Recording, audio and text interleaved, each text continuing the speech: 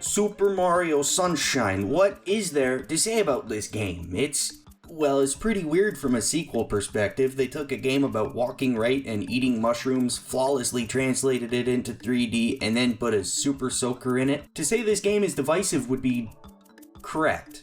People that grew up on it, myself included, cherish it, and everyone else on the planet prefers this one. It's an altogether more focused platforming experience, and kinda nailed the gameplay on the first go-around, so it makes sense. Sunshine added a water jetpack and got rid of the long jump, but you can do this. It's an altogether looser, slower game, and honestly, yeah, it has worse gameplay. But, okay, so Mario 64, you're in Peach's castle, jump into a painting, and you your way to a shipwreck or another castle or a really small island, then your way back to the castle, and that's it. Everything is all very isolated. Sunshine has its own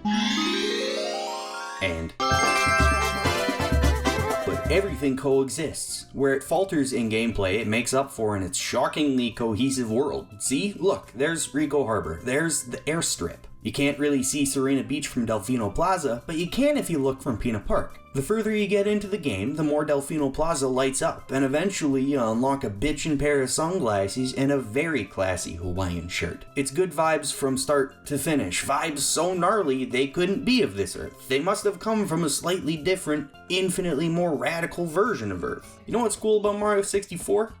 The freedom. You hop into a level that tells you to usurp the throne, but if you don't want to, you could collect 8 coins, or 100 coins, or talk to this dog. Because the only thing you need to finish the game is to collect any 70 power stars. Sunshine requires you collect shine sprites in their determined order, and instead of needing to find any 70 shines, you need to complete the 7th level in all 7 courses, which is always a Shadow Mario chase. It sucks, but it also lends courses a sense of progression that no other Mario game can compete with. Each stage presents a crisis, maybe a monster, pollution, or outright chaos, and it's up to you to uncover and eventually resolve the problem. My favorite level, Noki Bay, has been deeply polluted to the point where you can't even swim in the water. You start with the obvious, unclogging the waterfall and defeating an ink-spewing blooper before realizing the problem lies much deeper. You take the plunge to an undersea chasm to you play dentist with an eel. It's not a great fight and the camera's the real boss here, but returning to Noki Bay after finally purifying the water is satisfying in a way no Mario game ever has been. Then you race a guy in a Pianta costume and walk into a shell.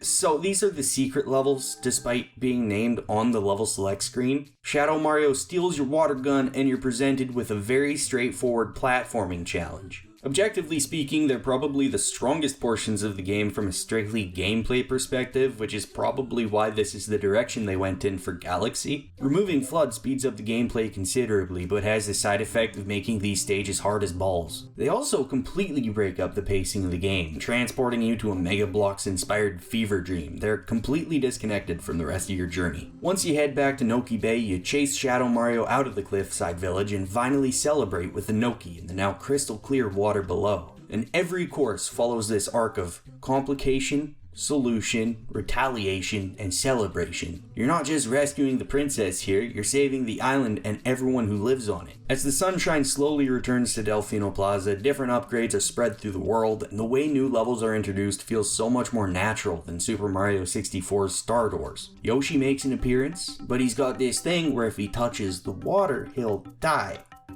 There's a lot of water in this game. Yoshi kinda sucks. And so does FLUDD. I don't want to shoot guys, I want to jump on them. And because the hover nozzle gives you so much more maneuverability, they had to make jumps way bigger to compensate. It doesn't really make the game harder, it just makes all the jumps take longer. The upgrade nozzles, Turbo and Rocket, are both substantially more interesting than what the hover nozzle has to offer, but they're completely undercooked and only used for gimmicky minigame stages, which also throw the feeling of cohesion the world presents out the window. One minute you'll be poking around Delfino Plaza looking for what secrets it may hold, and next thing you know, you're teleported to the sky dimension. And don't even get me started on getting Yoshi to this island. You gotta ride like 3 boats, and it doesn't sound that hard, but I get really impatient and start jumping around, then I gotta do it all over again, and god. Sunshine has the worst swimming controls and the most water. The game is an island. Super Mario Sunshine is a very hard game to love, and unfortunately I really do. For all its gameplay flaws like blue coins, FLUDD, Yoshi, and voice acting. Junior, I've got something difficult to tell you about Princess Peach. It presents an exceedingly unique slice of the Mushroom Kingdom. It's relaxing, beautiful, and God, just look at that water. This game came out in 2002. It's an interesting dichotomy the 64 and Sunshine share. If you're the kind of person that prefers Bob-on Battlefield to Rainbow Road, then I think you should give the even more fleshed out locales of Super Mario Sunshine a shot. For people that prefer tight, snappy platforming, I'd stick to 64. If you want a game that combines the progressive stages of Sunshine and the focused platforming of its predecessor, well, just wait till you find out about Odyssey.